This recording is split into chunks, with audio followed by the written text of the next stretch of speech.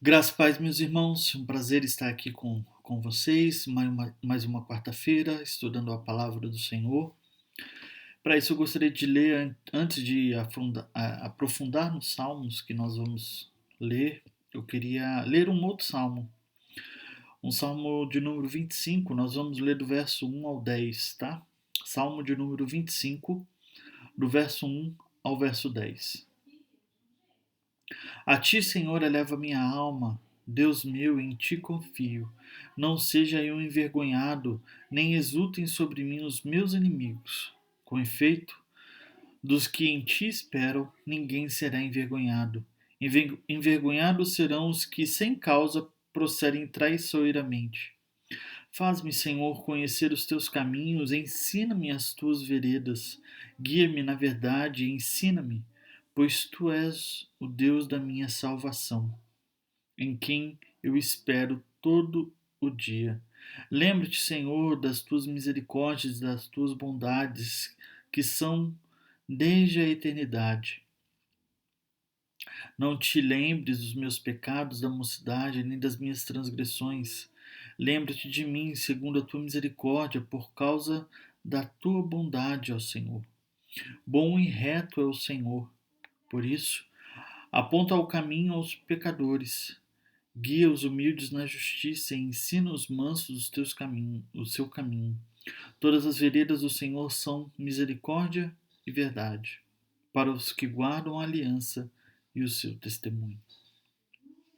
Esse salmo aqui é um salmo de confiança, mesmo diante do pecado do salmista, que Davi aqui, ele pede o auxílio divino e é um salmo de confiança que Deus está presente com ele, Deus está cuidando dele. E o interessante que aqui ele sempre fala que ele repete várias vezes que Deus é o Deus da salvação, Deus é o Deus da salvação. Nós vimos isso no verso 5, por exemplo, que tu és o Deus da minha salvação. Mas há uma expressão aqui, há três palavrinhas que são usadas constantemente para simbolizar a aliança do Senhor: misericórdia, bondade e fidelidade. São três palavras que mostram a aliança do Senhor. A aliança do Senhor é de misericórdia, de bondade e de fidelidade. E quando se vê essas palavras juntas, o salmista, e aqui, como falei, Davi, ele está rogando a Deus principalmente pela sua aliança. Então ele tem certeza da sua salvação por causa da aliança do Senhor, que é de misericórdia, de bondade e de fidelidade. E é esse Deus que nós vamos orar agora e adorar, a esse Deus da aliança, esse Deus em quem nós podemos confiar e, e é o Deus que é a nossa salvação, o Deus da nova aliança, o Deus quem mandou o seu Filho Jesus para vir aqui, morrer na cruz, ressuscitar ao terceiro dia, para que assim pudesse nos conectar a Ele novamente e receber toda a adoração do seu povo. Feche seus olhos, vamos orar a Deus. Ó Pai, nós bendizemos ao Senhor e clamamos ao Senhor, ó Pai, que o Senhor receba toda a honra e toda a glória, Senhor Deus, durante toda essa noite. Que possamos, Senhor Deus, pela graça de Jesus, entender, ó Pai, a Tua palavra e assim adorar plenamente a Ti, ó Pai. Ó Pai, em nome de Jesus, esteja com o Teu povo, esteja com a Tua igreja, com os missionários deste mundo, ó Pai. Em nome de Cristo Jesus, receba a adoração do Teu povo. Que possamos, ó Pai, dedicar as nossas vidas a Ti e que nunca viemos esquecer do que o Senhor já fez por nós. Clamamos, ó Pai, neste momento, em nome de Jesus. Amém. Nós estamos estudando nesse mês de junho os Salmos, né? Durante todo esse mês já estudamos o Salmo 1, que mostra sobre esses caminhos e Cristo, essa questão de permanecer em Cristo, Cristo sendo aquele que nós, através da permanência dele, nós daremos frutos, né? seremos como essa árvore que o salmista nos diz. Mas vimos também que o livro de Salmos são divididos em cinco livros. O livro primeiro, que é do Salmo 1 ao Salmo 41, o livro 2, que é do Salmo 42 ao 72, o livro 3, que é do Salmo 73 ao 89, o livro 4, que é do Salmo 90 ao 106, e o livro 5, que é do Salmo 107 ao 150. Nós estudamos um salmo do livro primeiro, que é o Salmo primeiro. Hoje nós vamos estudar um salmo do livro 2. E dentre essas divisões, existem outras também. Que aí eu falei que eu estou seguindo a divisão do Logos Software, um Logos de estudo bíblico. E ele divide alguns salmos entre salmos de lamento, salmos de louvor, salmos litúrgicos, salmos reais, salmos de sabedoria, salmos de ações de graças e salmos de confiança. Semana passada nós lemos um salmo de sabedoria, salmo 1. E hoje nós vamos ler e estudar o salmo de lamento, o salmo 51, que está no segundo livro, que é dividido o salmo, e é o segundo gênero, salmo de lamento. Vamos abrir lá então? Salmo de número 51.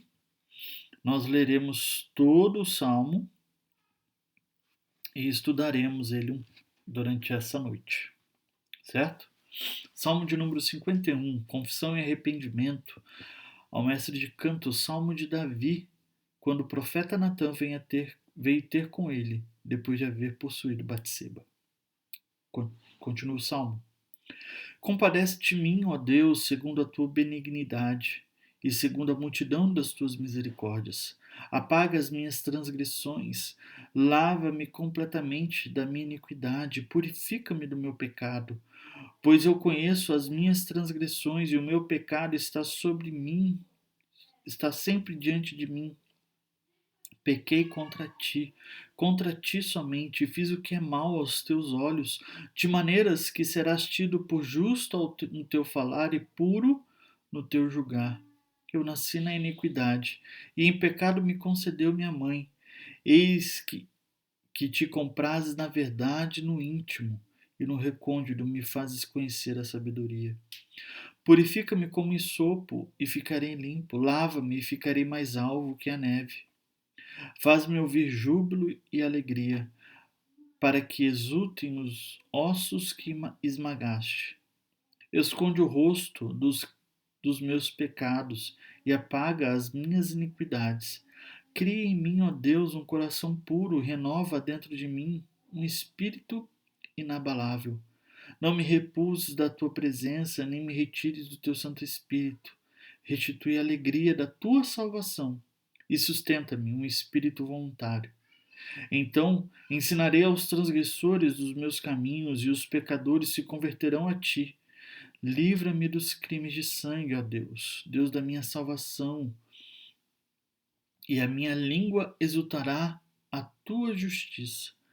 Abre, Senhor, os meus lábios, e a minha boca manifestará os teus louvores, pois não te comprazes em sacrifícios, do contrário, tu os daria, e não te agradas de holocausto. Sacrifícios e agradáveis a Deus são um espírito quebrantado, coração compungido e contrito, não desprezarás, ó Deus. Faz bem a Sião segundo a tua vontade, edifica os muros de Jerusalém. Então te agradarás dos sacrifícios de justiça, dos holocaustos e das ofertas queimadas, e sobre o teu altar se oferecerão novilhos. Como eu falei, esse salmo é um salmo de lamento, e como o salmista já introduz aqui, é um salmo onde Davi escreve depois de Natã, profeta, ir em sua direção e dizer sobre o pecado que cometeu. Que pecado que é esse? Davi, ele deveria estar numa guerra, mas ele estava no seu palácio, E andando um dia no seu palácio, ele viu uma mulher tomando banho, se banhando. E essa mulher era Batseba, mulher de Urias. E ele deseja essa mulher, ele quer essa mulher para si. Então ele pega essa mulher, ele possui numa noite e manda ela para casa. Só que depois de um tempo ela descobre que ela está grávida. Davi então ele chama Urias e chama ele com a desculpa de ser um bom soldado e fala para ele que, em gratidão ao seu empenho na guerra, ele vai ficar uma noite com a sua esposa. Ele se nega, Urias se nega a isso, porque ele vê que enquanto seus amigos e seus companheiros estão em guerra, ele não acha certo ter uma noite com a sua esposa. Então, Davi faz ele escreve uma carta e faz com que o próprio Urias leve ao seu comandante para colocar ele na frente de batalha. Porque aqueles que estão na frente de batalha normalmente são os primeiros a serem mortos. E Urias então é morto. Nesse interim, após esse fato, chega o profeta Natan e conta uma história. A história de um homem que tinha muitas ovelhas, mas ele deseja a ovelha de uma única pessoa, a única ovelha de uma pessoa. E ele cria meios e consegue essa ovelha diante de todas que ele tem. Então, o profeta diz: o que se deve fazer com essa pessoa? Davi se levanta e fala: essa pessoa tem que morrer. Onde se viu arrancar a ovelha de uma única pessoa? E Natan diz algo temível aos ouvidos de Davi. Diz que esse homem que roubou essa ovelha era o próprio Davi. Então, naquele momento, cai a ficha de Davi, vê o seu erro, vê o seu pecado, vê o que cometeu ali e escreve salmos confessando o seu pecado, confessando o seu arrependimento. E o que é interessante desse salmo, como eu falei com você, existem algumas palavras que mostram um conceito de aliança que é misericórdia, fidelidade e bondade. E logo no início, nós temos aqui Davi clamando ao Senhor benignidade, misericórdia, que são que estão também unidos nesse conceito de aliança. Então, quando Davi clama aqui e pede compadeça de mim, ele é o interessante que essa palavra compadeça de mim, tenha compaixão de mim, essa expressão usada em outros textos, a ideia no hebraico é ter compaixão, tenha misericórdia, o verbo ter aqui, ele é sempre usado no momento de graça. Ele é sempre usado no momento onde a pessoa está pedindo graciosidade a Deus. E aqui Davi está como se fosse uma ordenança, como se fosse não somente um mero de um pedido, mas uma ordem a Deus quase. Deus, compadece-te de mim. Tenha compaixão de mim. Eu ouvi um pastor uma vez dizendo sobre esse salmo, não somente esse, mas o salmo, ele dizendo também a expressão de se compadecer, como acontece também as repetições no Salmo 13, né? Até quando, até quando, até quando? Mas essa ideia de compadecer aqui é como se você estivesse pegando uma pessoa e colocando na parede, clamando ele, pedindo, compadeça de mim, como se fosse a última coisa que ele desejasse. Compadece-te de mim, Senhor, compadece-te de mim, segundo a multidão das tuas misericórdias, segundo a tua aliança, compadece-te de mim. Mas eu queria dar um pulo com vocês. Essa expressão se compadecer segundo a aliança do Senhor mostra para nós que o verso principal deste salmo é o verso 12, que diz assim: restitui a alegria da tua salvação. Restitui a alegria da tua salvação. Lembra que o Salmo 25, que é um salmo de Davi, também mostra essa confiança na salvação de Davi, nessa confiança que Deus estava com ele e por causa disso todo o seu pecado, todas as suas dificuldades seriam exterminadas, ele não seria envergonhado porque ele confiava na salvação que ele tinha em Deus. Aqui nesse salmo existe então uma falta dessa confiança. Na verdade, nesse salmo não há alegria mais da salvação. Ele perdeu totalmente a perspectiva dessa salvação. Mostra isso. Por isso que ele caiu. E esse é o conceito nosso como cristão. Nós erramos, nós pecamos, porque quando nós perdemos totalmente a dimensão da salvação e da obra redentora de Cristo em nossas vidas. Eu acho que essa oração de Davi, restitui a alegria da tua salvação, deve ser algo constante em nossas vidas, às vezes, quando pecamos. Porque o pecado, irmão, seja qualquer tipo, seja um adultério aqui, como aconteceu com Davi, seja a morte, mandado de morte de alguém, seja um roubo, qualquer pecado, ele é apenas a raiz de algo que está no fundo do nosso ser, que é a falta da dimensão do que é a salvação. Davi pecou, Davi errou, Davi adulterou, mas isso é apenas a consequência de algo que está faltando no seu coração, que é a alegria da salvação. Por isso que aqui no verso 1, ele já começa dizendo isso: demonstre graça para mim, tenha graça, compadeça-te de mim, ó Deus, segundo a tua benignidade, segundo a sua a bondade, segundo a sua misericórdia, segundo a sua aliança, segundo a sua salvação, Deus.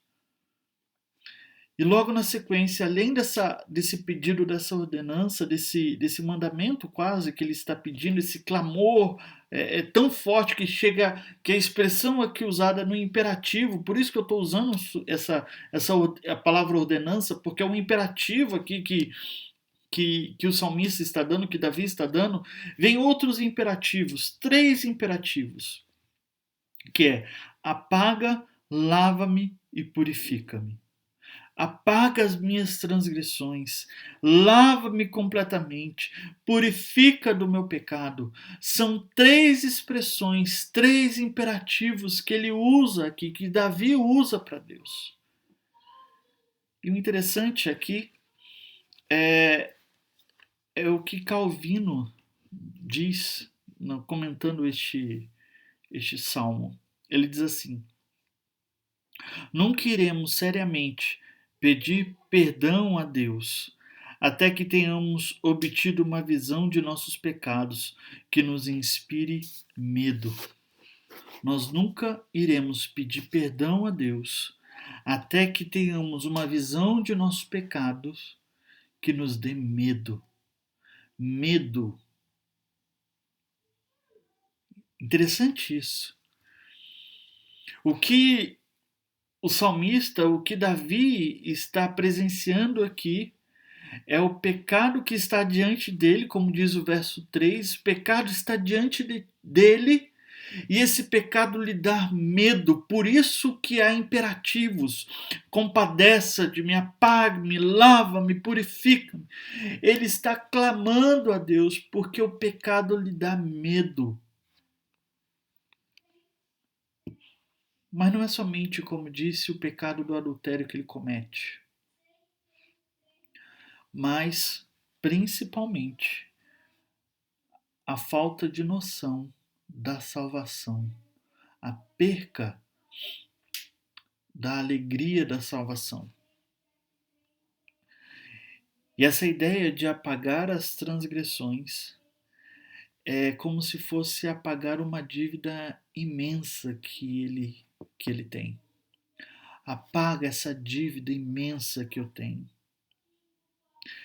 Agostinho diz que quem suplica grande misericórdia confessa grande miséria. Ele sabe a miséria que ele tem. Ele clama por grande misericórdia. Medo do pecado. Medo de pecar.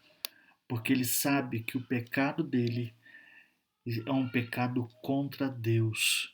E contra Deus somente. Isso que diz o verso 4. Pequei contra ti. E contra ti somente. E ele pede a Deus misericórdia, ele pede a Deus compaixão, e ele pede: Deus, dá esse prazer de volta, me dá esse prazer de volta. E o interessante é que a partir do verso 7, quando há imperativos ali de apaga, lava e limpa e purifica, né? Aqui essas três palavras são usadas também, mas não como imperativos, mas como se pedidos onde Davi seria que estaria recebendo essas ações. O verso 7 repete de novo: purifica-me, Senhor. É um clamor agora, um pedido. Eu preciso ser purificado, Deus. Eu preciso ser agente, ser um receptor dessa purificação. Por isso, Senhor Deus, purifica-me. E eu tenho certeza que se o Senhor me purificar, eu ficarei limpo. E no verso 7 há também o lava-me, Senhor, lava-me, e eu ficarei alvo como a neve, como diz lá em Isaías, próprio Isaías nos diz isso, quando fala do povo que está pecando. Ficarei lava-me, Senhor Deus, porque eu tenho certeza que se o Senhor for o agente dessa purificação, se o Senhor for o agente dessa lavagem que terei em minha vida, eu ficarei branco como a neve. E não somente isso. Verso 9. Apaga as minhas transgressões. Apaga, Senhor, porque eu tenho certeza que quando o Senhor age e apaga as transgressões, elas realmente são jogadas no mar do esquecimento.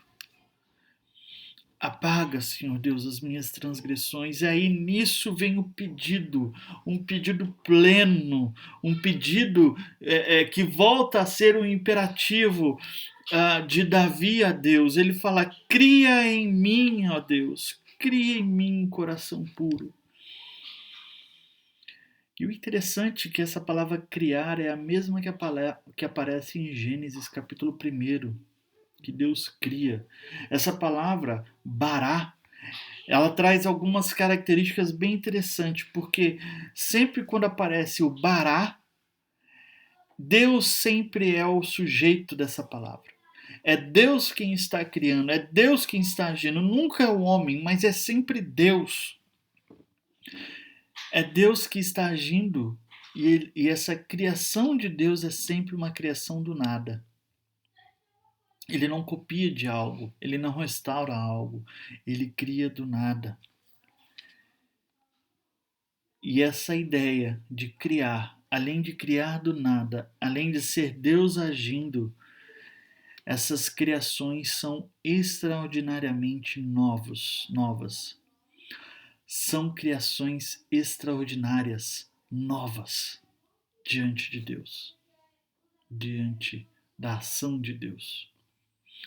Bará, Deus sempre é o sujeito. Deus cria do nada e eles são extraordinariamente novos. Cria em mim, Deus, um coração puro. Cria em mim, Deus, e renova esse espírito inabalável. Cria em mim, Deus, porque eu preciso do Senhor. Porque não há nada em mim que possa ser restaurado. Não há nada em mim que seja mudado. Eu preciso de algo do nada. Eu preciso de um coração puro. E esse coração puro tem que vir de algo fora a mim.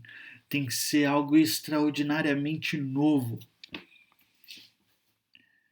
Para que então a alegria da salvação possa ser restituída. E o interessante, verso 11, né, que traz um contexto, né, não retires o teu Santo Espírito. Essa ideia não é a perda da salvação, como se diz, mas como alguns entendem, mas que o Espírito Santo capacita a Davi naquele momento de reinar o povo de Israel. Então ele pede para Deus: não retire essa capacidade de governar, de reinar sobre o seu povo. Mas o foco é restituir a alegria da salvação. Isso é muito interessante, meus irmãos, porque essa ação de Davi, esse pedido de Davi, ele é manifesto e ele é feito em Cristo Jesus. Cristo é essa mudança. Cristo é esse que transforma todas as coisas. Em Cristo, como diz Paulo no verso 17 do capítulo 5 de 2 Coríntios, diz que e assim, se alguém está em Cristo, é uma nova criatura. E todas as antigas coisas já se passaram, eis que tudo se fez novo. Em Cristo Jesus, nós somos novas criaturas. Em Cristo Jesus, nós somos feitos filhos de Deus. Em Cristo Jesus, nós temos a nova aliança. Em Cristo Jesus, a alegria da salvação é plena. Em Cristo Jesus, nós somos mais que abençoados, mais que vencedores. Em Cristo Jesus, nós somos bem-aventurados. O que Davi diz aqui no Salmo 51, esse pedido é cumprido plenamente em Cristo Jesus, irmãos. Em Cristo Jesus, nossos pecados são esquecidos. Como diz aqui, todas as coisas se passaram. Eu gosto de dar um exemplo de um professor meu,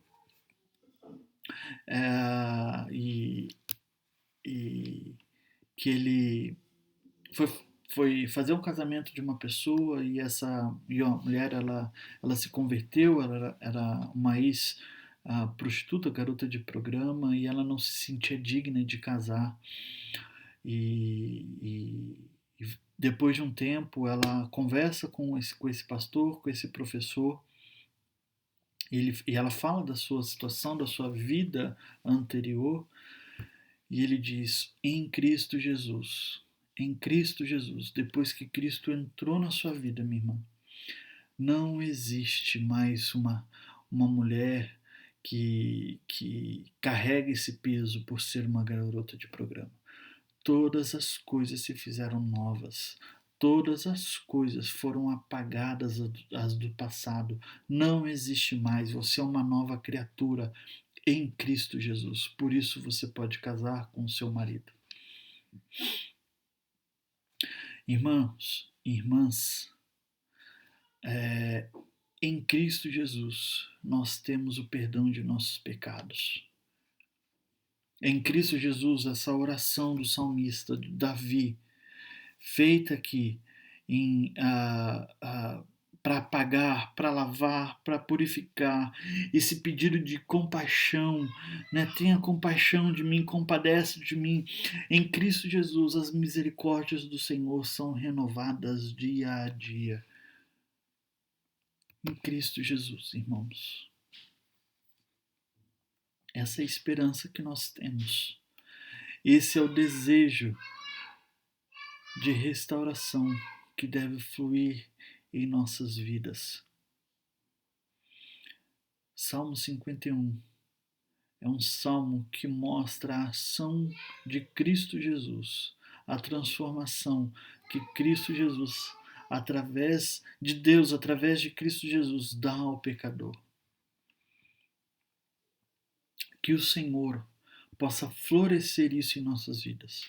Que não importe o pecado que você cometa, não importe o pecado que você cometeu, quando você clama realmente ao Senhor, quando você tem a noção e medo do pecado, como Calvino diz, quando você entende quão grande é a sua miséria, como Agostinho diz, não há pecado que não possa ser perdoado em Cristo Jesus, através da sua ação, da sua obra, na morte da cruz do Calvário, porque tudo já foi consumado.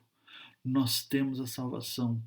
E então, irmãos, o meu pedido nesta noite é que a cada dia a alegria da salvação possa inundar o nosso ser. O desejo de estar presente com o Senhor possa inundar o nosso ser. Para que se um dia, em algum momento, e nós vamos pecar, que possamos ter plena certeza que o Senhor esqueceu e que todas as coisas foram feitas novas. Que o Senhor nos abençoe nessa noite. Vamos orar a Deus, vamos clamar pelo perdão de nossos pecados, vamos clamar ao Senhor por aqueles que estão sofrendo, por aqueles que estão padecendo por alguma doença, pelo Covid, que perderam algum ente querido. Vamos clamar ao Senhor por aqueles que estão também desempregados, que estão pedindo ao Senhor um emprego para o sustento da sua casa. Vamos orar.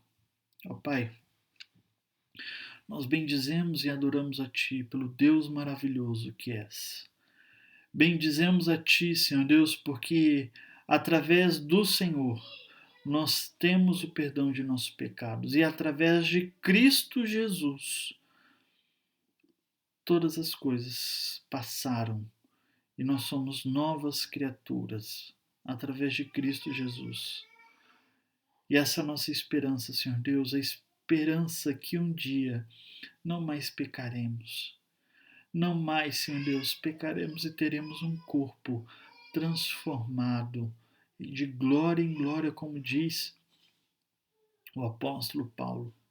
Um corpo, Senhor Deus, pleno, sem pecado. E um corpo, Senhor Deus, onde não teremos mais doenças, que tanto aflige, Senhor Deus, a nossa vida hoje. Ó Pai, em nome de Cristo Jesus, derrama a Tua graça, Senhor Deus, sobre aqueles que sofrem.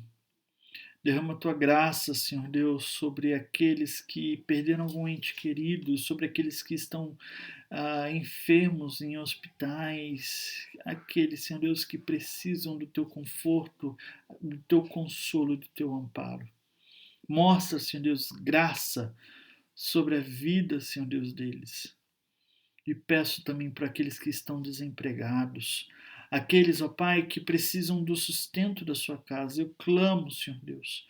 Desperta, Senhor Deus, um espírito empreendedor, Senhor Deus, uma vontade, Senhor Deus, de empreender meios, ó Pai. Desperta, Senhor Deus, para que ele também, essa pessoa, Senhor Deus, possa ter o coração pronto e portas abertas, Senhor Deus, para trabalho, Senhor Deus. Desperta, Senhor Deus, a cada dia mais o Teu povo para orar e clamar ao Senhor para aqueles que estão necessitados. Pedimos, Senhor Deus, pedimos que o Senhor nos dê uma semana abençoada, uma semana cheia da tua graça. Nós clamamos, ó Pai, em nome de Jesus. Amém. Que o Senhor abençoe nesta noite e que possamos nos encontrar semana que vem novamente. Deus abençoe.